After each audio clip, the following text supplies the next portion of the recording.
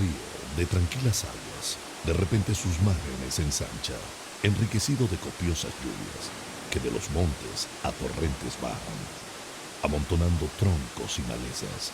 Ni los robustos puentes, la avenida impetuosa sufren de las aguas.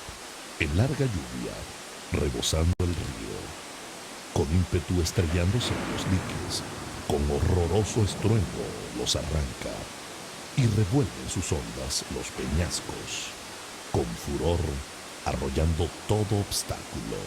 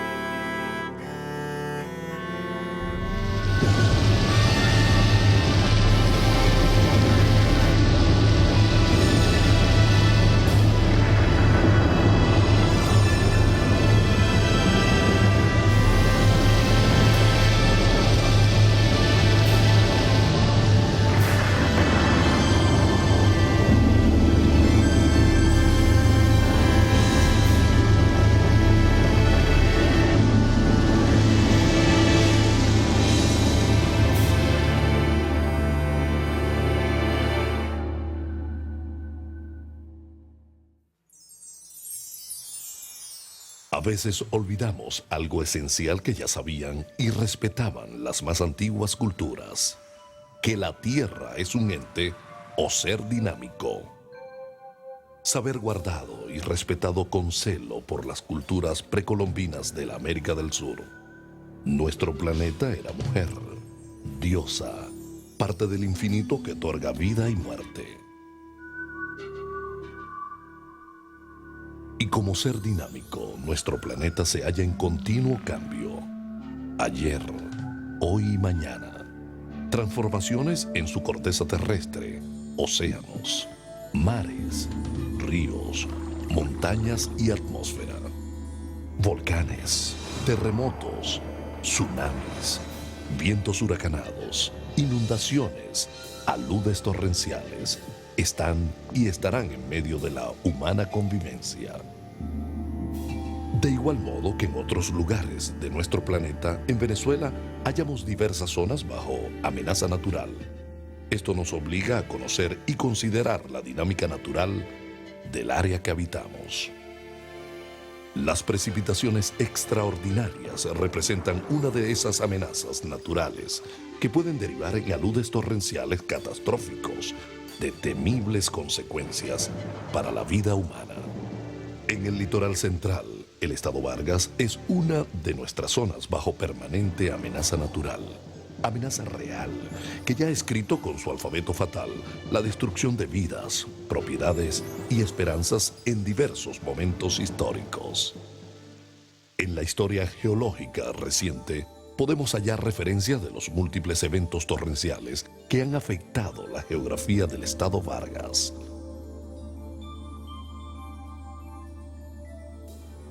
La más lejana referencia conocida hasta ahora se remonta a la época colonial, a finales del siglo XVIII.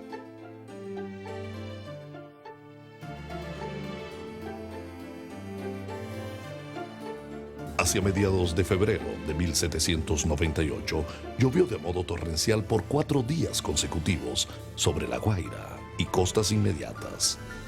Las alteraciones en el mar causadas por las lluvias y el desbordamiento de los ríos hicieron zozobrar las embarcaciones y murieron muchos tripulantes.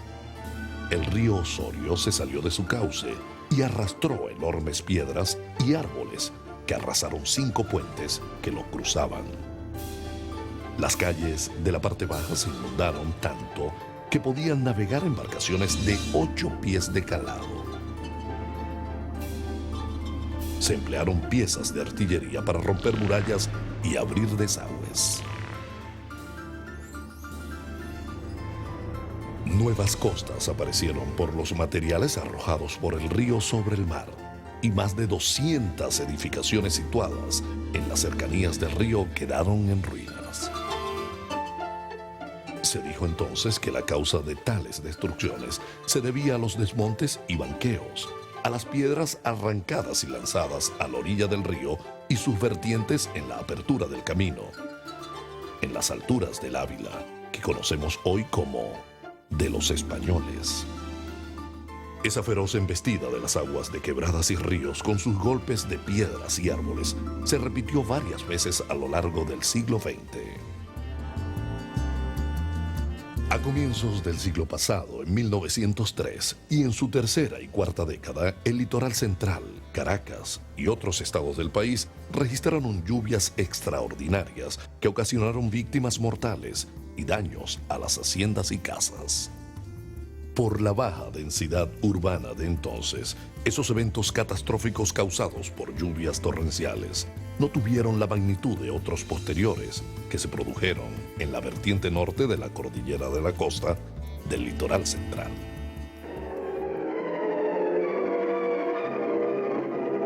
Trechos de la carretera de Caracas a La Guaira, obstaculizados por la enorme avalancha de rocas y lodo que se produjo durante el recio y continuado aguacero del martes 29 de noviembre pasado. Peligroso desprendimiento en el lugar denominado Mare Arriba.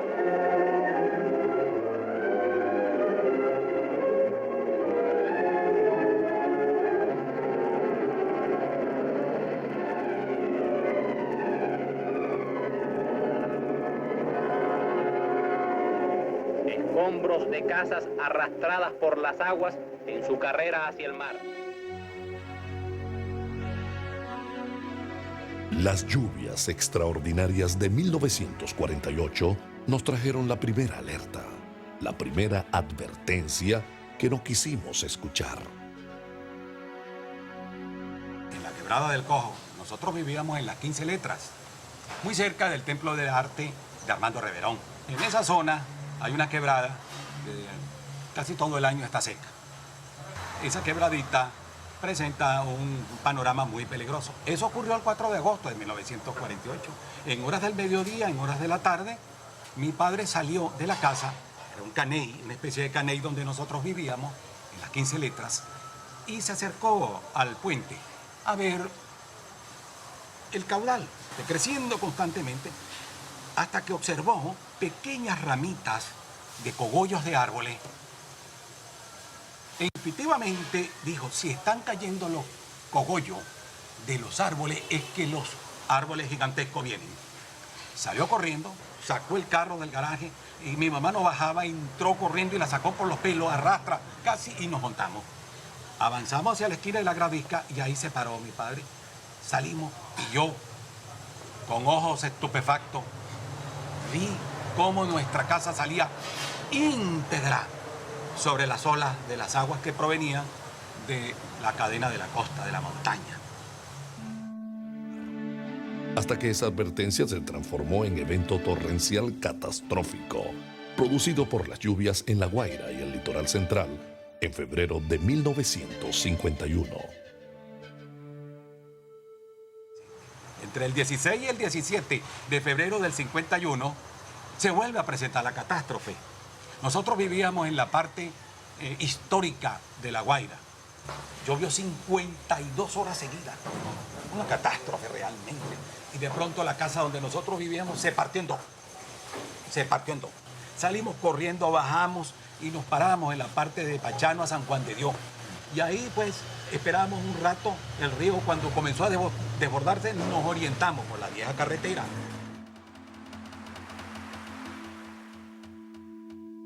Era de madrugada, y luego de varios días de lluvia intensa, los cielos parecían caer en diluvio con un ruido de piedra herida desde la montaña. Llovió sobre el litoral, Caracas y buena parte del país, en La Guaira, Macuto y Naiguatá. Hubo pérdida de vidas por el desborde de quebradas, riachuelos y ríos. Todo quedó anegado por las aguas y lodos, como si se tratara de uno de esos terribles días de la creación descritos en las mitologías. Todos los servicios esenciales fueron destruidos: agua potable, energía eléctrica, vías férreas, carreteras. Los ríos Macuto, Punta de Mulatos y Osorio se desbordaron. Las acciones de salvamentos las inició la Junta de Gobierno por mar. Pronto hubo escasez de medicinas y alimentos. Lluvia y miedo, miedo y lluvia. Y en el oído colectivo, ese ensordecedor ruido que trajo la muerte con el agua y las piedras. Ni siquiera al puerto de La Guaira podían entrar buques. El poblado de Arrecife y la planta eléctrica quedó bajo el agua y el fango. Los derrumbes sepultaron varios kilómetros del ferrocarril Bolívar, de Caracas a La Guaira. El aeropuerto quedó desactivado. La autopista Caracas a La Guaira se hallaba en construcción. Solo quedaba como alternativa la carretera vieja. Los voceros oficiales y la prensa afirmaron que los daños eran incalculables y que ese había sido el peor desastre ocurrido en el litoral central respecto a los eventos anteriores de la década del 30 y 40. Eso dijeron. Esa vez, el más afectado fue el sector bajo la influencia del río Osorio que atraviesa La Guaira de sur a norte y en pleno centro. Fue aquí donde hubo el mayor número de víctimas y daños a viviendas. Cuando las aguas bajaron, el panorama era de desolación y trágico silencio. 4 puentes que pasaban por sobre el Osorio fueron destruidos. En febrero de 1951 llovió en todo el territorio y se dijo que el desastre era de escala nacional. Fue una advertencia de ese diálogo, a veces destructor, entre los elementos del cielo y la tierra. Una advertencia que no escuchamos, que no volvimos a escuchar. Contra toda sensatez, algunos años después de las lluvias torrenciales de 1951, se urbanizaron en el litoral central sectores antes no habitados. Caraballeda, Tanaguarena,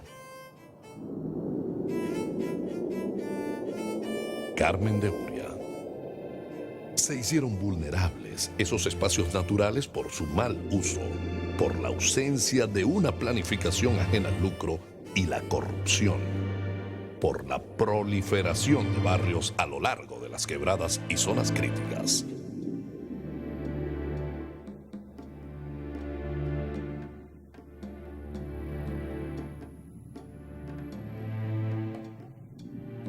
Urbanizaciones y barrios afloraron en los abanicos aluviales.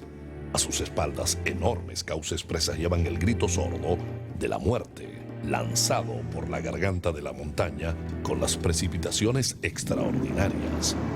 Se repetía la crónica de una mortandad anunciada, y esta llegó 48 años después, en diciembre de 1999. En diciembre de 1999, las costas del estado Vargas fueron afectadas por un evento torrencial catastrófico. Este evento torrencial catastrófico no ha sido único en la historia reciente, ha sido recurrente a lo largo de los años, ha sido recurrente a lo largo de la historia geológica reciente. En efecto, los terrenos planos donde se ubican las poblaciones del estado Vargas están ubicados sobre grandes acumulaciones aluviales producto de la erosión que se produce en las partes altas de las quebradas. Pero la amenaza natural más importante que tiene el estado Vargas son las precipitaciones extraordinarias. Se llaman precipitaciones extraordinarias aquellos montos de precipitación que sobrepasan los promedios establecidos en los averajes de precipitación registrados históricamente en el estado. Estas lluvias extraordinarias han sido reportadas desde los tiempos coloniales. Pues tenemos ejemplos de eventos catastróficos y tenemos ejemplos recientes en 1903, en 1948, y el mejor documentado con fotografía es desde el 1951. Pero no se puede hablar de que la catástrofe es natural, tiene que ver el componente humano, y es lo que se conoce con el nombre de vulnerabilidad. La vulnerabilidad a que un área sea afectada por una amenaza natural tiene que ver con el uso, el buen uso o el mal uso que haga el hombre de los terrenos. En consecuencia, tenemos las amenazas naturales, que no las controla el hombre, y tenemos la vulnerabilidad, que la controla el hombre. Sobre la cordillera de la costa, el cielo cayó con la lluvia y los truenos que bajaron con las piedras entre gritos de árboles y lodos. Los flujos torrenciales catastróficos volvieron los días 15 y 16 de diciembre en el estado Vargas y en el área metropolitana de Caracas.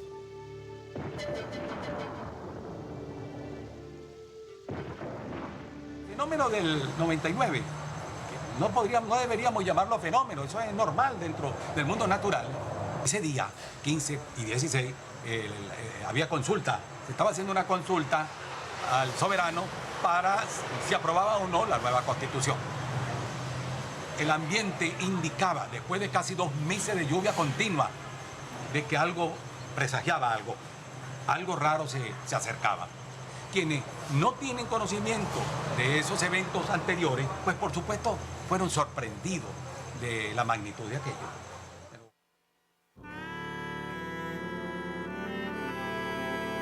El desastre fue calificado otra vez como el más importante en su tipo ocurrido en Venezuela hasta que ocurra otro de mayores proporciones y destrucción.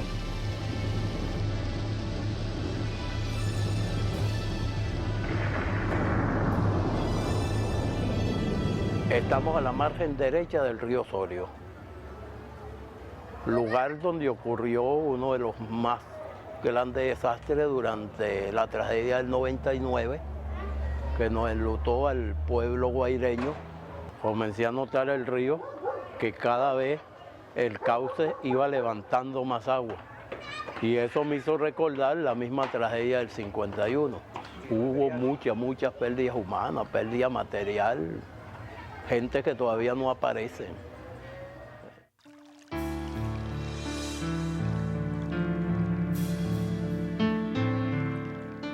Entre noviembre y diciembre de ese año, de 1999, se produjeron drásticos cambios meteorológicos sobre el Mar Caribe que derivaron en fuertes precipitaciones extraordinarias.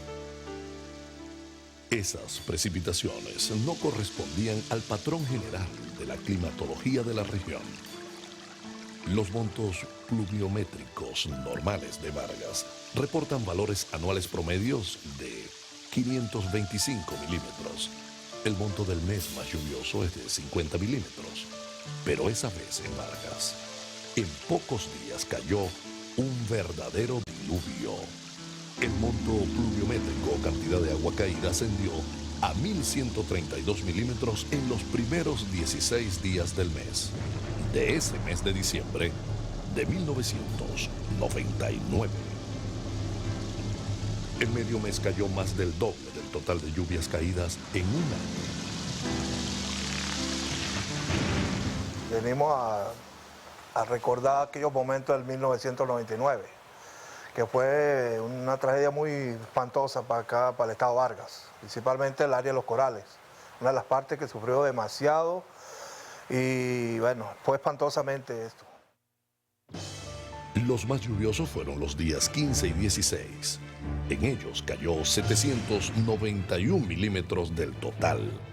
En 2 días llovió más de lo que llueve en Vargas en año y medio.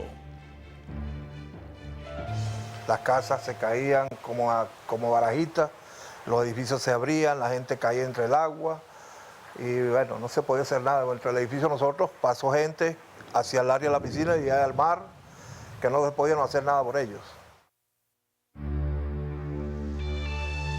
Semejante enemistad de los cielos con la tierra y la vida toda activó procesos geomorfológicos catastróficos cuya fuerza llevó la destrucción y la muerte sobre áreas irresponsablemente urbanizadas.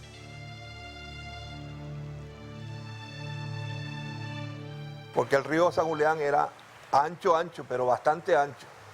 Y lo fueron encogiendo, y tú sabes. Entonces fueron vendiendo esos terrenos a casas. Entonces las casas las vendían y compraban, los dueños de esos edificios compraron esos terrenos, unas casas, hicieron los edificios casi en el charco del río. Pues ellos sabían que eso por ahí pasaba el río. Aquí mismo donde estamos nosotros, esto es del río también. La ceguera y ambición de lucro volvió a ignorar la dinámica de la naturaleza y fue causa de una tragedia socionatural. La situación que produce propiamente la precipitación cuando hay la presencia de una vaguada en nuestras costas puede atribuirse, hay que atribuirla a la interacción de las masas de aire que acompañan a la vaguada con la orografía de la cordillera de la costa.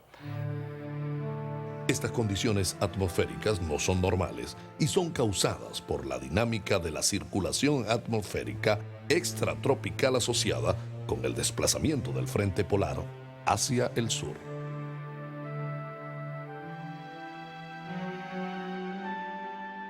Con los antecedentes del año 1800, que hubo grandes inundaciones en La Guaira debido a una situación de tipo frente frío vaguada, con los antecedentes de 1948, ya mucho más cercanos y más conocidos, de los cuales existe documentación fotográfica también, con el antecedente de 1951, pues llegamos a 1999, en donde vuelve a presentarse una vaguada que queda bloqueada, queda muy estable, más o menos aproximadamente en estas longitudes, queda bloqueada por una situación de alta presión que estaba ubicada por acá y otra que estaba sobre el Atlántico, que estaba aquí sobre el Golfo de México y sobre las Antillas, una de los centros de alta presión y la otra sobre el Atlántico. En el medio, la vaguada quedó de alguna manera como atrapada, digamos así. Eso se llama una situación de bloqueo en meteorología. En el caso del estado Vargas, a esta situación se suma la presencia de un sistema montañoso orientado en el sentido oeste-este. Esa orientación montañosa facilita el ascenso forzado de masas de aire que ocasionan mayor inestabilidad e incrementan el monto e intensidad de las precipitaciones. El impacto de este tipo de situaciones meteorológicas está registrado en la estratigrafía de los depósitos sedimentarios recientes. Verdaderas huellas en la geología del estado Vargas de esos eventos torrenciales catastróficos.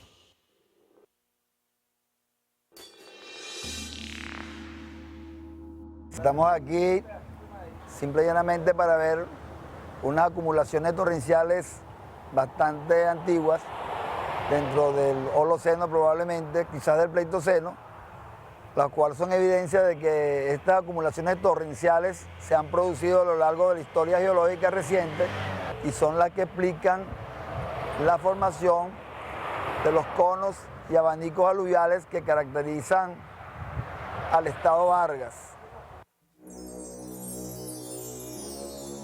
En esta acumulación torrencial, probablemente del Pleistoceno o del Holoceno, podemos ver el contacto entre las rocas infrayacentes de la formación Tacagua y la acumulación torrencial de un evento pasado. Podemos ver que es una acumulación antigua porque la roca está totalmente meteorizada. Vemos cómo la podemos romper con la mano, lo cual es indicativo que es una roca que ha estado expuesta a los procesos de meteorización durante muchísimo tiempo. Eventos de naturaleza impredecibles desde el punto de vista climatológico, pues tienen su origen en la circulación extratropical.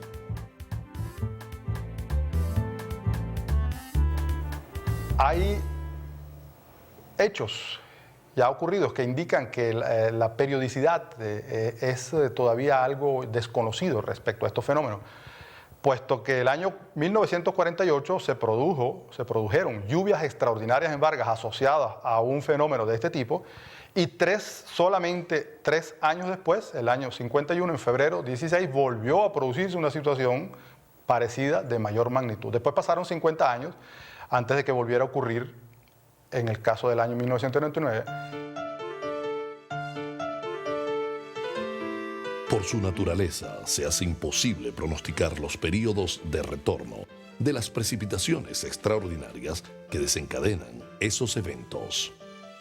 No obstante, debe ser tema de investigación fundamental en el estudio de la climatología de Venezuela, para lo cual urge aumentar el número de estaciones meteorológicas a lo largo y ancho de la cordillera de la costa.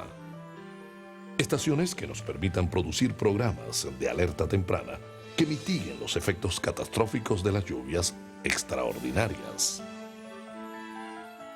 Indica la necesidad de mantener una vigilancia meteorológica permanente sobre las condiciones meteorológicas o atmosféricas que están afectando el territorio venezolano. Eso significa día a día, los 365 días del año, todos los años.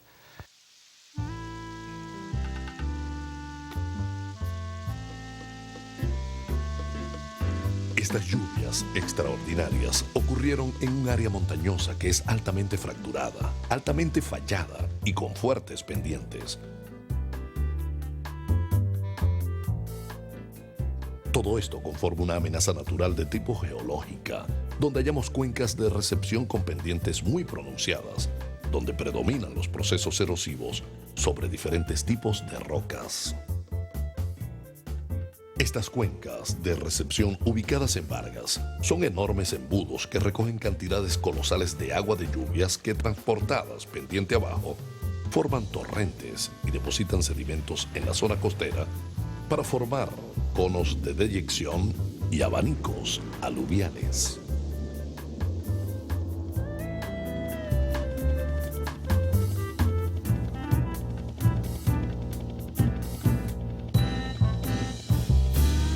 Una de las características fundamentales de la cuenca de la Quebrada San Julián son sus fuertes pendientes. En la parte alta, en la divisoria de agua, podemos ver el pico occidental, el cual tiene aproximadamente casi los 2.700 metros de altura.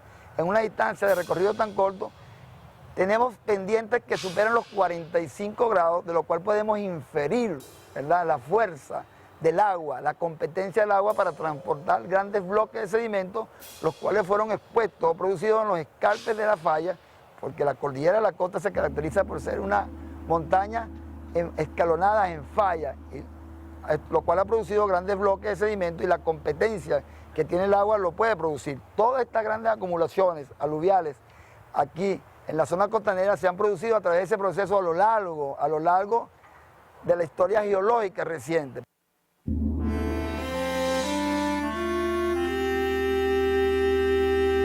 Lo importante es destacar aquí que esa acumulación está caracterizada por grandes bloques medianos, arenas, gravas, porque es una acumulación tipo torrencial, es lo que se llama una acumulación forzada, una vez que la quebrada ha perdido pendiente y al perder pendiente pierde la competencia para transportar el material. Nosotros podemos ver embutidos grandes bloques de material. Muchos de esos grandes bloques que en diciembre del 99 fueron transportados sobre la acumulación aluvial fueron retomados de acumulaciones anteriores.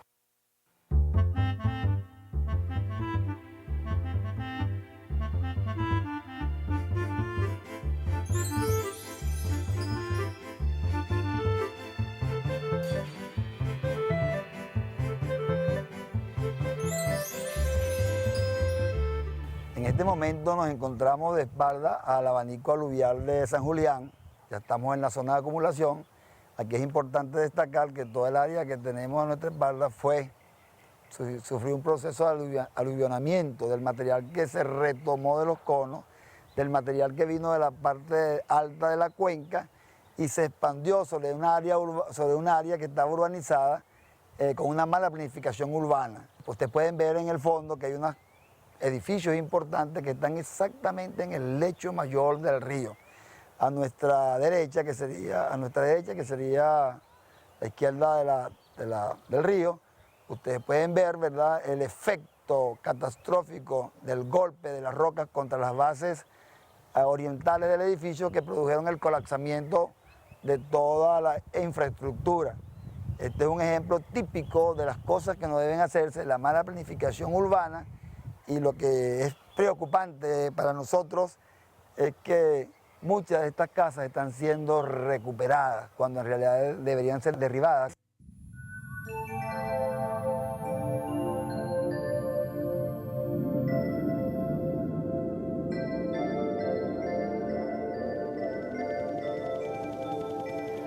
De Maiquetía a Naiguatá hallamos las cuencas de recepción de los ríos Piedra Azul, Osorio, Cariaco, Punta de Mulato, Álamo, Macuto, Camurichico, San Julián, Quebrada Seca, Cerro Grande, Los Caballos, Uria, El Tigrillo, Naiguatá, Camuri Grande y otras cuencas de menor extensión. Sobre esos conos de deyección y abanicos aluviales se han ubicado las ciudades de Maiquetía, La Guaira, Macuto, Caraballeda, Naiguatá y otros centros poblados.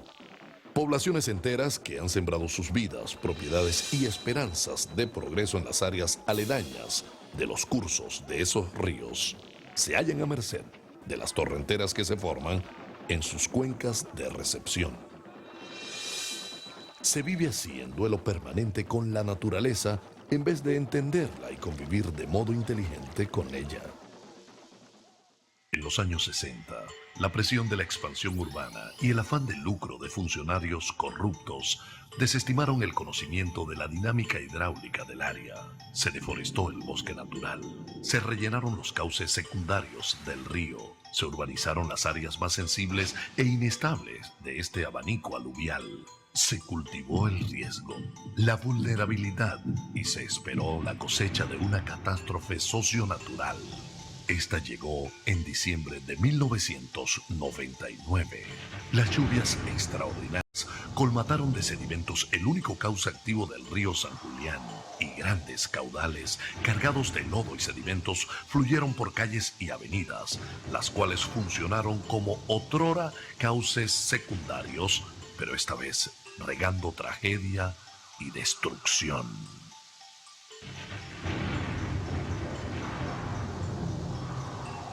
Parte de esa amenazante conformación geológica de Vargas lo son las fallas geológicas y las pendientes allí presentes. Las pendientes también determinan el comportamiento de las quebradas, desde su nacimiento hasta su desembocadura.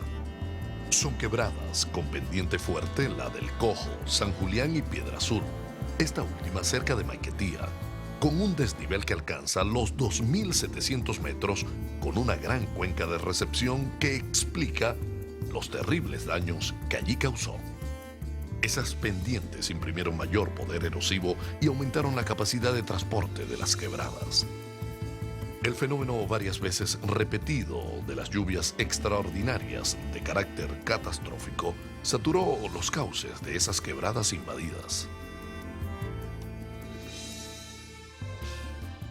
La enorme y ciega fuerza de esas quebradas, despertada por las lluvias extraordinarias y la acción conjunta de la capacidad de las cuencas y las pendientes, colmató artificiales cauces y canales irresponsablemente construidos para dominar su poder destructivo.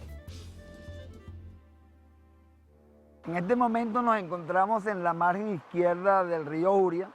Estamos aquí para señalar el muro que fue construido a mediados de la década del 50, una vez que se rellenó el lecho natural del río con los cortes de los cerros. Con esta construcción se pretendía evacuar el agua entre un muro construido y la vertiente de la margen izquierda del río. Obviamente no se tomaron en cuenta los montos de precipitaciones extraordinarias que podían afectar el área, de tal manera que un caudal con montos de precipitaciones como las que cayeron en el año 51, las que cayeron en el 99, eran suficientes para sobrepasar este muro que estaba aquí. Pero aunado a eso tenemos los movimientos de grandes rocas como estas, transportadas a lo largo del río o caídas de la parte alta, que obstruyeron el canal. Y una vez obstruido el canal, este gran volumen de agua trajo como consecuencia que rompiera el muro, como lo tenemos aquí, y el río se desviara hacia su derecha. Y al desviarse sobre su derecha, causó la tragedia, porque para el río fue muy fácil evacuar el sedimento con el cual habían rellenado el lecho natural. Y sobre el sedimento, en ese terraplén que se construyó, estaban cientos de viviendas, obras de infraestructura, casas, edificios, carreteras, aceras, las cuales fueron totalmente destruidas.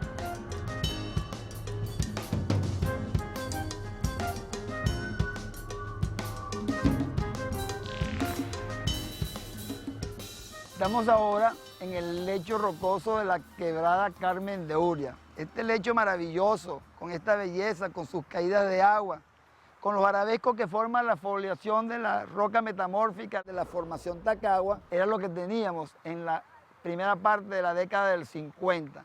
Es este terreno maravilloso el que fue cubierto con los cortes de los cerros, con los sedimentos. Fue sobre este terreno maravilloso que esta vida desapareció para dar paso a las casas, a las viviendas, a las carreteras. Y fue este terreno el mismo que desapareció con los caudales del 99, cuando el río Uria reconquistó su cauce natural para exponernos nuevamente a este paisaje que felizmente será convertido según los planes que nos han esbozado en la Autoridad Única de Vargas y en Corpo Vargas en la construcción de parques para el disfrute, tal como tenía que haber sido desde el principio.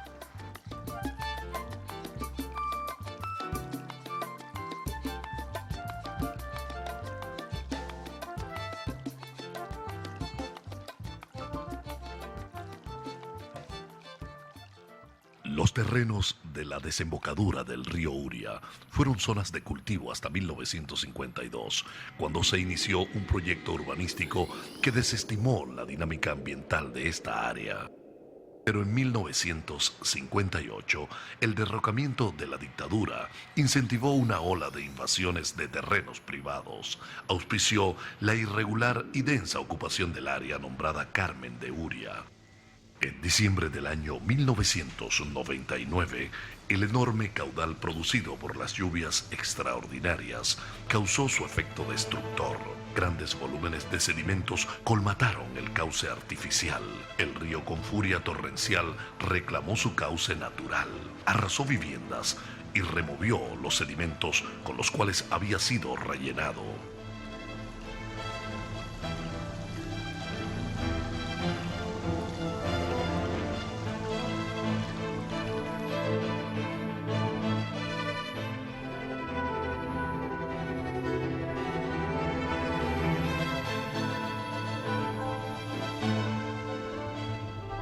Quebradas y ríos reclamaron sus territorios y los ocuparon con todos los materiales erosionados aguas arriba. Las aguas potenciaron su poder con la progresiva destrucción de los bosques existentes para la década del 50 del siglo pasado. La tala de bosques facilitó los deslizamientos de las laderas que mataron a miles de habitantes de Vargas. Las víctimas humanas de Vargas lo fueron de las lluvias torrenciales y también de la miseria humana, traducida en afán de lucro de urbanistas, corrupción de funcionarios y apatía.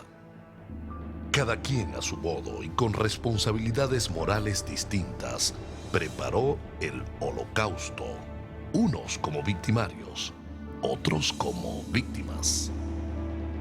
En Vargas fracasó nuestro sentido de la previsión y la responsabilidad. Allí ocurrió el deslave social y moral de un modo de vida contrario a los ciclos de la naturaleza, a sus reacomodos como ente dinámico. Fracasó el sentido común y la responsabilidad social. Lo que sucedió en Vargas fue un desastre socionatural montado sobre el lucro, las carencias del pueblo, la irresponsabilidad política y la estupidez humana. Las escenas de muerte y destrucción del año 1951 se repitieron y ampliaron.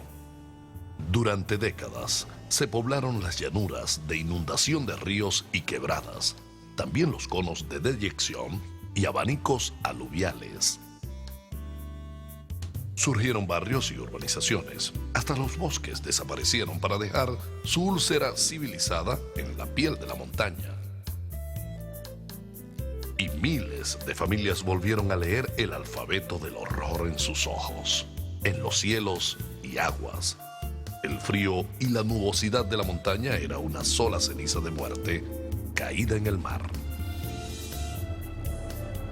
Muchas vidas, otra vez, terminaron arrancadas con los árboles, con las piedras, vidas empujadas por las aguas lodosas a ese otro mar sin azules, sin regreso, mar de remolinos y gritos como aves heridas. Las noches y los días llovieron derrumbes y el ruido muy oscuro de las piedras pareció espantar a los ángeles del cielo para dejarnos en el más completo abandono. Pasado ese momento casi bíblico, se cobró conciencia del desastre. de su magnitud y hondura hasta el blanco hueso. El país y el mundo presenciaron la más grande operación de salvamento y evacuación humana que se tuviera noticia. Vargas se transformó en un asunto de Estado y de gobierno. Como una cruel paradoja, el desastre fue la primera prueba que la naturaleza le impuso a los principios de solidaridad social y humanismo de la recién aprobada Constitución de la República Bolivariana de Venezuela.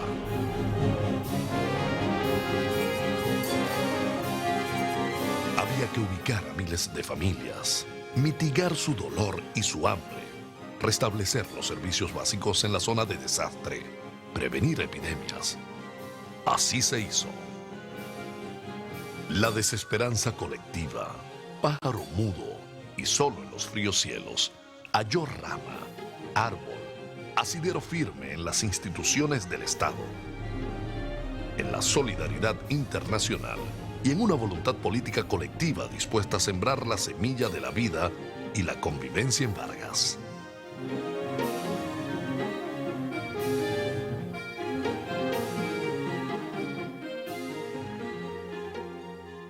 La razón de ser de la Autoridad Única de Área es permitir la reconstrucción del Estado Vargas una vez ocurridos los deslaves. Nuestro rol fundamental es la planificación y la ordenación del territorio. Para ello se definió un área bajo régimen de administración especial que abarca desde Arrecifes hasta Los Caracas, representa el 7% de la superficie del Estado, pero incluye el 85% de la población. Todas aquellas instituciones, todas aquellas personas, todos aquellos organismos que quieran construir en Vargas, que quieran remodelar sus viviendas, que quieran hacer un nuevo proyecto que esté dentro del área protegida, tienen que solicitar la autorización ante la autoridad. Y nosotros hacemos entonces una certificación o una aprobación o negación, si es el caso, con base en los estudios que sustentan el análisis de riesgo. La autoridad viene desarrollando desde el año 2000 y elaborando todos los planes y proyectos para las obras que va a ejecutar fundamentalmente Corpo Vargas, que es la institución hermana nuestra que se creó en junio del año 2000 y que es lo que está permitiendo el reasentamiento poblacional en el Estado.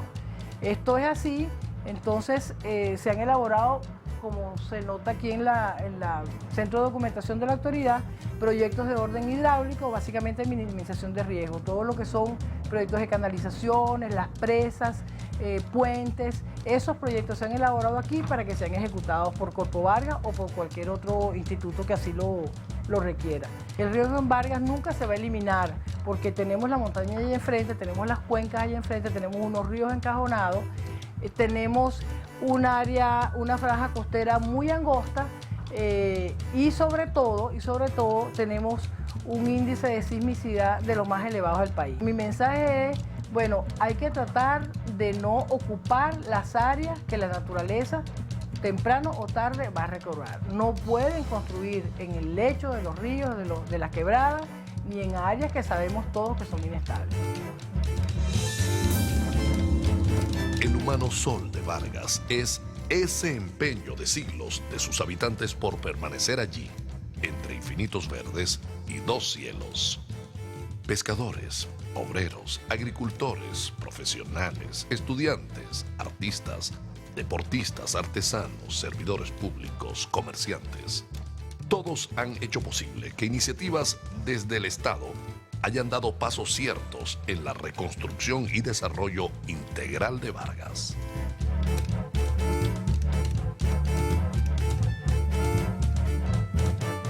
Nosotros, Corpo Vargas, somos el ente operativo para llevar a cabo la ejecución de todos los trabajos que están planificados para la recuperación y desarrollo.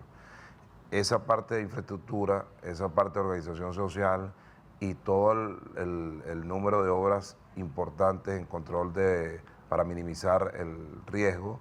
A medida que han pasado los años hemos ido extendiendo nuestras fuentes de ingresos a través de convenios, convenios en la Unión Europea, convenios hispanos, convenios con Fides, convenios con el Ministerio de la Vivienda, con AVI, para ir ampliando un poco el marco de acción que inicialmente se estaba concentrando en las obras de minimización de riesgo, que son la construcción de presas, de captación de sedimentos, canalizaciones, descargas al mar, la recuperación de toda la red vial, los 9 puentes que se han recuperado hasta los momentos en el Estado Vargas.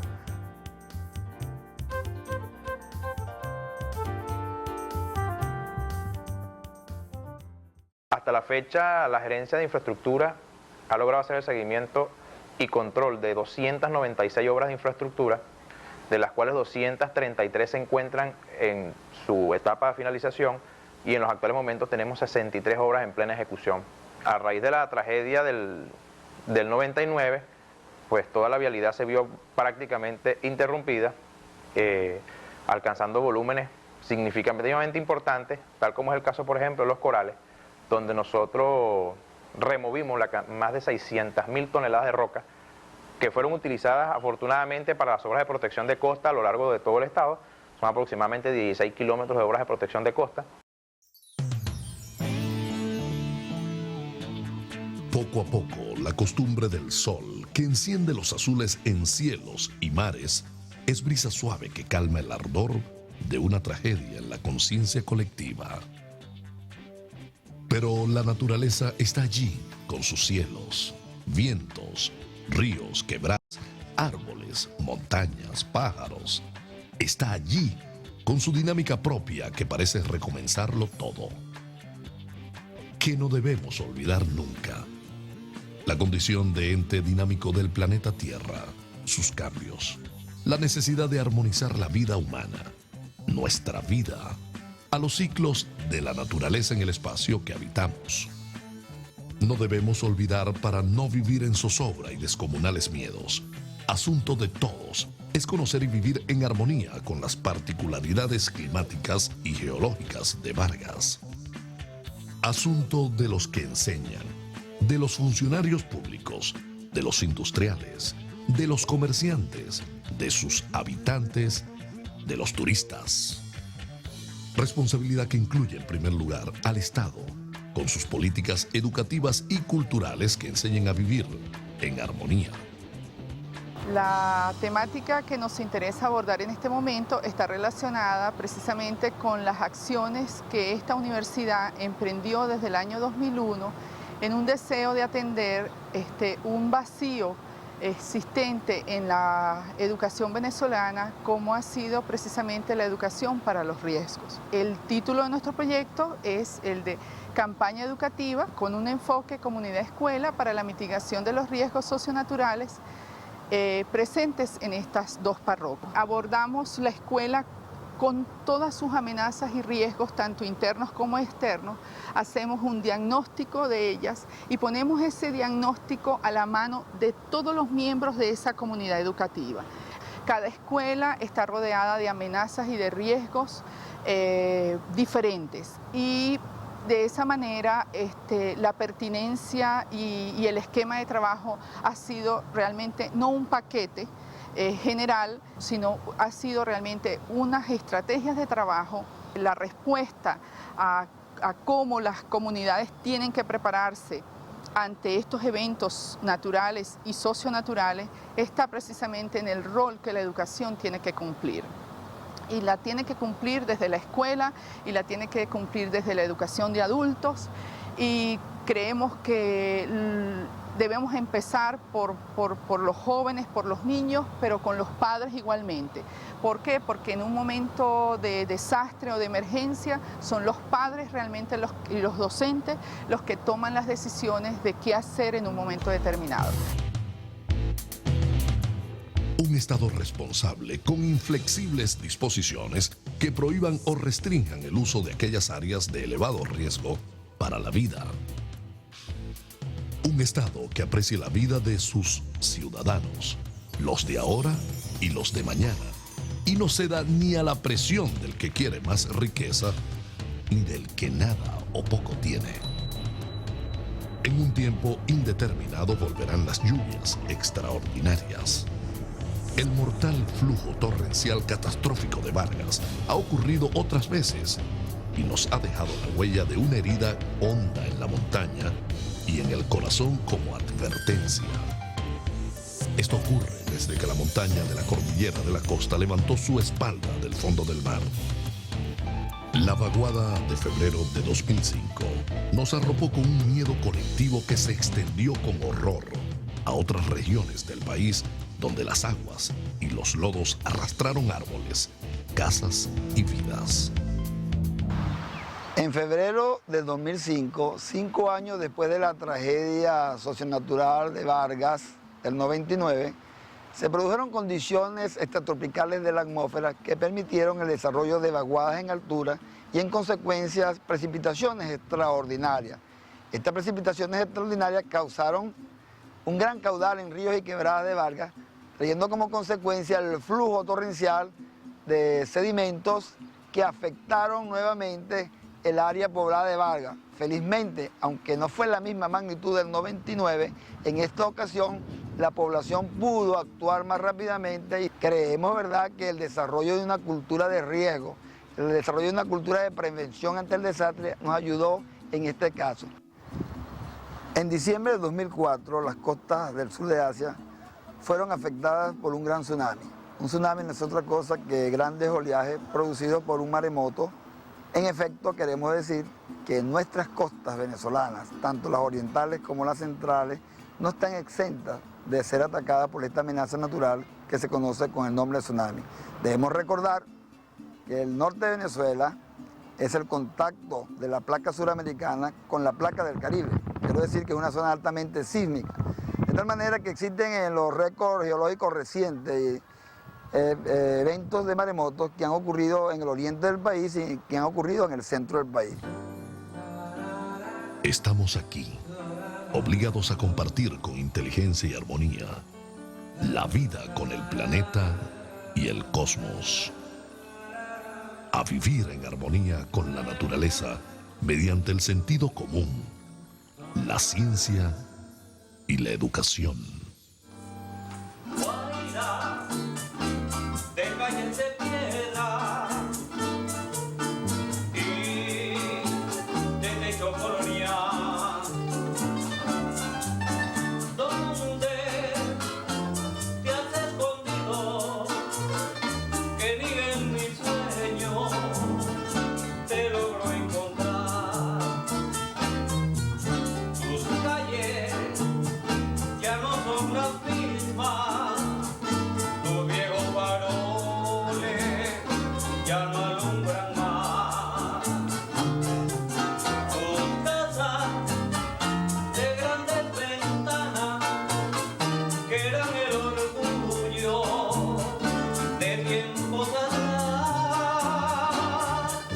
Tus casas de grandes ventanas que eran el orgullo de tiempos